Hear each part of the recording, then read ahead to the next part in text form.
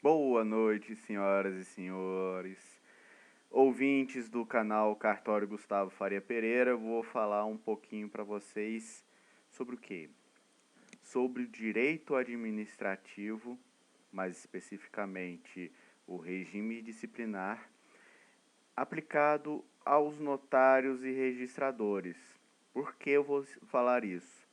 Todos pensam e perguntam de primeira vista, quando começam estudos de direito notarial e registral, a qual ramo do direito pertence, ao direito público ou ao direito privado. As classificações da dualidade de direito público e privado, que remontam ao Piano, elas se tornaram insuficientes para demonstrar a plenitude do direito. Mas o que acontece? Os notários e registradores, de acordo com o artigo 236, eles são particulares em colaboração com o poder privado, público, melhor dizendo, desculpe. E pela força da Constituição, então, o regime de direito é um regime jurídico de direito público e administrativo. Portanto, há regras de direito administrativo a qual o notário registrador deve se submeter. Obviamente, inclui e a principal é o que? A investidura mediante concurso público de provas e títulos e outros poderes da administração pública, como, por exemplo, o poder disciplinar, o poder regulamentar da administração pública em relação à atividade, uma vez que é uma delegação na natureza jurídica de outorga, certo? Já começamos aí naquela natureza do Eli Lopes Meireles e, lógico, Eli Lopes Meireles ele é um clássico e ainda bebemos dele, principalmente na compreensão do direito administrativo. Tanto isso que quem na audiência de escolha é dada a outorga pelo presidente do tribunal, mas a investidura, a posse, é feita perante quem? O juiz diretor do foro. Olha só o pequeno detalhe, aliás, pequeno, mas não tão pequeno, dada a importância. Isso eu falo pelo artigo 32 do nosso Código de Normas. É uma investidura, é uma outorga e, posteriormente, uma investidura. Tanto isso que a investidura da delegação, ela se dá no prazo de 30 dias, prorrogável uma vez por igual período, por ato do presidente do Tribunal de Justiça, certo? A requerimento do interessado, certo? Que o exercício, ele é feito perante quem? Perante o juiz diretor do foro da comarca na qual você faz. Por isso, isso eu falo na prática, porque muitas das vezes é o que acontece. Porque o 35, parágrafo 1º, diz que é competente para dar exercício ao delegatório, corregedor geral de justiça ou magistrado por ele designado. E muitas das vezes na prática é quem? O juiz, esse designado é o juiz diretor do foro. Tanto isso que é quase que raro o corregedor fazer a investidura e o notário ou registrador entrar em exercício. E eu vou dar as competências de quem é quem nessa história que é extremamente importante para vocês terem uma compreensão no poder fiscalizatório. A gente não tem um poder disciplinar, tem um poder disciplinar e o poder fiscalizatório, mas não tem um poder hierárquico, podemos dizer. Não nos submetemos ao poder judiciário, mas temos sim o exercício do poder disciplinar, uma vez que é outorgado e exercemos mediante delegação do Poder Judiciário. Walter Seneviva diz que fala que é poder público, há divergência de poderes, tanto isso que ficou por muito tempo, por exemplo, no estado de Minas Gerais, a delegação quem dava era o governador de estado. E isso ficou uma grande cisânia, tanto na doutrina quanto na interpretação dos tribunais. Vamos ao artigo 9º para a gente ter uma compreensão. E podemos dizer que o protagonista do exercício do poder fiscalizatório e disciplinar acaba ficando a cargo da Corregedoria Geral de Justiça. Mas, e principalmente no que tange a edição a normas, e o Código de Normas é um dos atos de acordo com uma consolidação de provimentos e tem as naturezas normativas dos atos administrativos. E ao juiz auxiliar, de acordo com o artigo 7º, no desempenho das funções, que assiste ao Corregedor-Geral de Justiça, ele pratica todos os atos que lhe foram delegados, em especial representar o Corregedor-Geral em solenidades e atos oficiais, em comissões e em grupos de trabalhos. Também realizar ou supervisionar correições em autos, livros, papéis, sistemas informatizados do foro extrajudicial, apresentando um relatório ao Corregedor-Geral, orientar os juízes quando consultados acerca de matérias administrativas e também ao procedimento de consulta. Vejam o artigo 12 e seguintes do nosso Código de Normas, que é bastante importante, emitir pareceres também, proferir despachos em autos processos que lhe forem distribuídos, elaborar propostas, sugestões e projetos minutos de atos normativos, dentre outros, e também reuniões mensais com representantes de entidades de classe, sindicatos e associações de serviço extrajudicial. Para quê? Para ter uma forma cooperativa de atuação, certo? Para tanto isso que tem a assessoria de orientação e correição e assessoria correcional, porque ela orienta primeiramente. Não pensem vocês, futuros registradores, que a assessoria está para numa sanha punitiva. Não, ela orienta, auxilia em prol de uma legalidade. E eu estou puxando a sardinha que o pessoal da corregedoria é sério. Eu não sei em outros estados, mas pelo menos em Goiás, eles pautam por uma seriedade e pela boa prestação de serviço.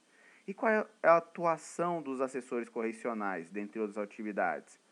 Eles fiscalizam as serventias judiciais mediante determinação do Corregedor-Geral. Eles supervisionam o cumprimento dos atos normativos e demais determinações emanadas da Corregedoria. Elas relatam as ocorrências encontradas na realização de fiscalizações, fiscalizam o recolhimento também da taxa judiciária, Fundesc e outros fundos estaduais instituídos pelo artigo 15 da Lei 15.191. Lembrando, por sua vez, também tem atribuição no artigo 9º, compete ao juiz de direito ou substituto no exercício da diretoria do foro, juiz-diretor do foro. Ele que exerce a fiscalização permanente dos serviços extrajudiciais e aplicam penas disciplinares aos seus titulares. Ou seja, ele que aplica aquelas penas previstas no artigo 32 da Lei 8.935, quais sejam as sanções disciplinares, a pena de repreensão, de multa, suspensão de 90 dias prorrogáveis por mais 30 e também a perda de delegação, que eu vou falar posteriormente, certo? E que há uma questão disciplinar no âmbito dos notários registradores, há uma certa dita, entre aspas, vitaliciedade, uma vez que não há aposentadoria compulsória, não há...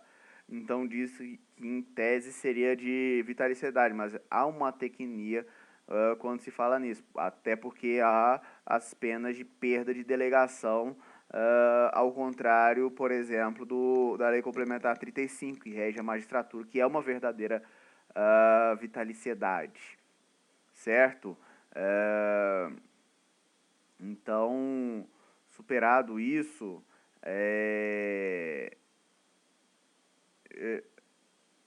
a pena, as atribuições do artigo 9 que eu falei, que não se confunde com o artigo 10º, que compete ao juízo de registro público. Muitas vezes acaba confundindo a mesma figura, principalmente em comarcas menores, que há um juiz cirurgião geral que faz, na verdade, de tudo, acaba tendo o quê? Ele bate a bola, julga processo penal e faz de tudo.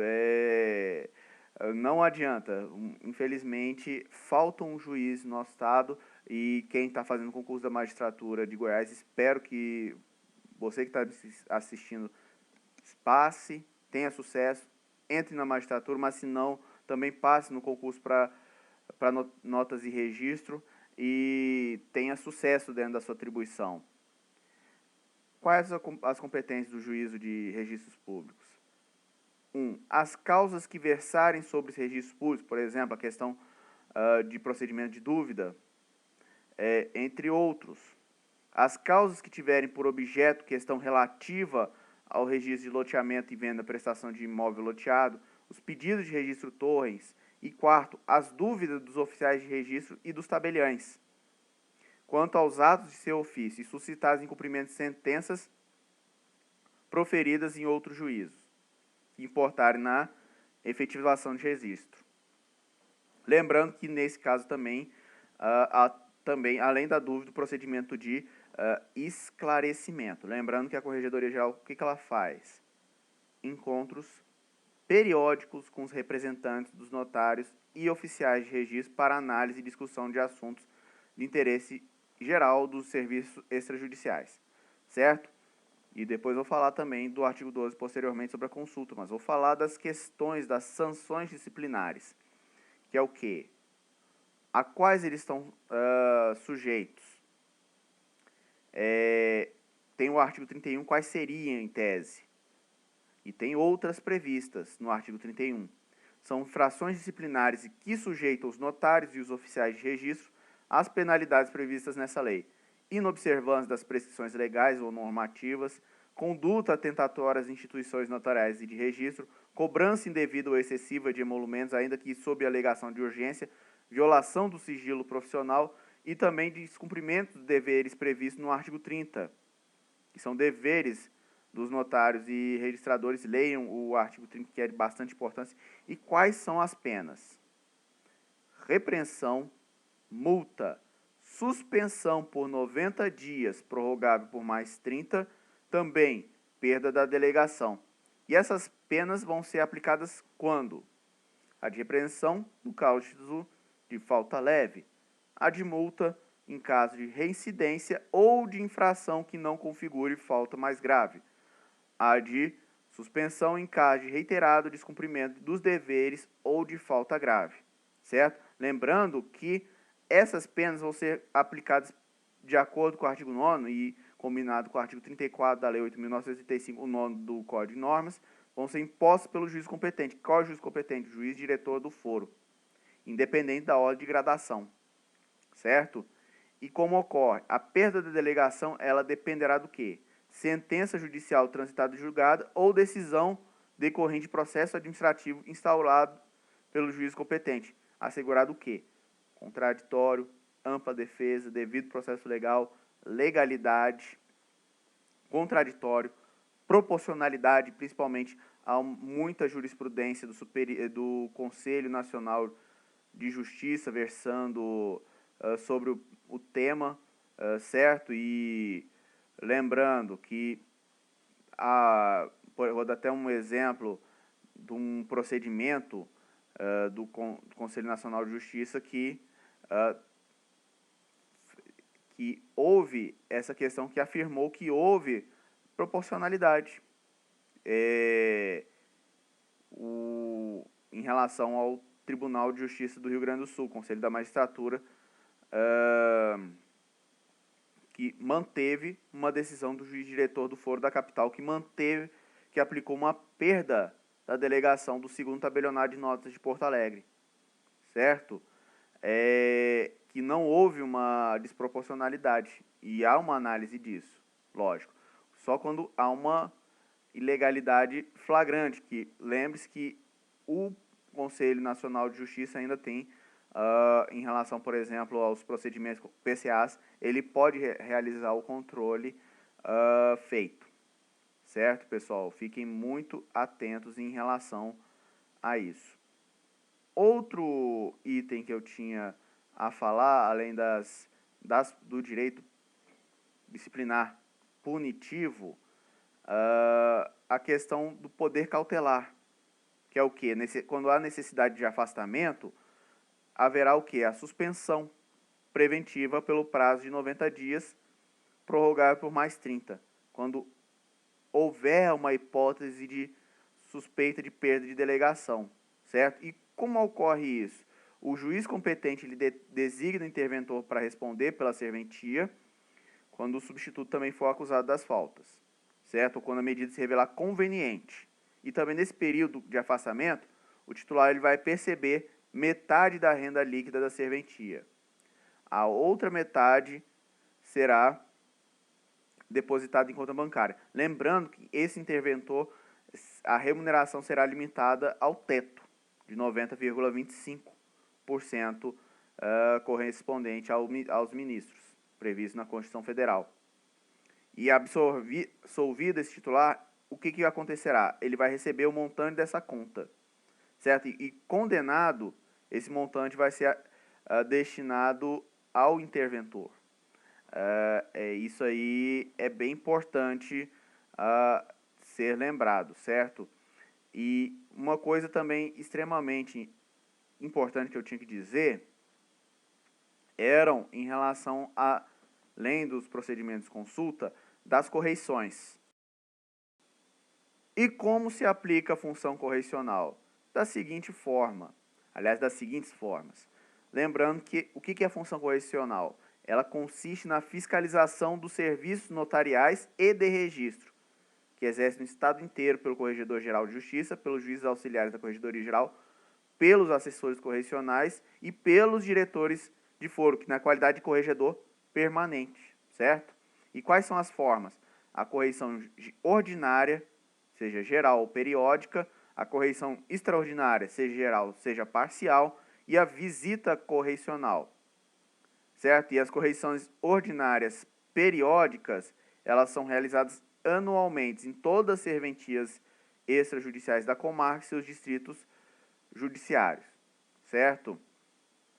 E a extraordinária, ela pode ocorrer na fiscalização a qualquer momento, podendo ser geral ou parcial, conforme ele abranja todos os serviços extrajudiciais ou alguns, certo? Lembrando que as visitas é uma fiscalização direcionada à verificação da regularidade e funcionamento da serventia extrajudicial, certo? E lembrando que no primeiro semestre de cada ano, essa correição ordinária pelo juiz corregedor fará essa correição, certo? Em todas as serventias extrajudiciais sujeitas à sua fiscalização. Lembrando que o corregedor permanente ele vai publicar o edital com o calendário das correições, com antecedência mínima, corrido seus inícios, convidando também a Ordem dos Advogados do Brasil e o Ministério Público para a participação, ou seja, ao contraditório e a ampla defesa, certo? Lembrando que pode ser feito de forma eletrônica, mediante o quê? O sistema eletrônico extrajudicial, certo? Que ele vai seguir um formulário padrão disponível, que isso evoluiu muito, principalmente em relação à questão da Covid-19, certo? E esse corregedor vai haver se teve interino para responder por serventia vaga, se existe serventias vagas, se os atos estão de acordo com a legislação, se existe juízes de pais e suplentes, entre outros, a cumprimento da escrituração dos livros obrigatórios. E lembrando, agora para as correições extraordinárias, elas independem de prévio aviso e serão determinadas quando necessárias pelo Corregedor-Geral de Justiça ou pelo Corregedor permanente. E o resultado vai constar de quê? Relatório circunstanciado, certo? Que vai ser encaminhado pelo responsável pela serventia extrajudicial, facultado o quê? A manifestação no prazo de 5 dias, que será feito também para o devido cumprimento ao responsável, certo? E no caso da visita correicional, ela também pode substituir a correição ordinária periódica, certo? Desde que tenha sido realizada correição ordinária ou extraordinária pela Corregedoria-Geral de Justiça nos últimos 12 meses, certo?